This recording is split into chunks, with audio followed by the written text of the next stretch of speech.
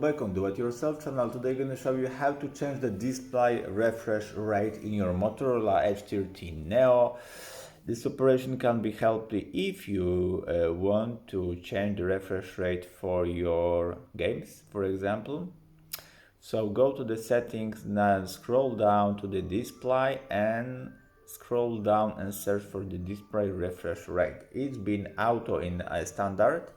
You can hit the 60 Hz if you don't need to have much more of battery consumption, because it's for longer battery life. But if you have a play with games or something like that and you don't want to auto and be sure that you have a maximal refresh rate, choose the 120 Hz, and as you see, maybe not, because our camera is 30 Hz, but it's been working smoother and faster. So let's hit on the auto, and that's it.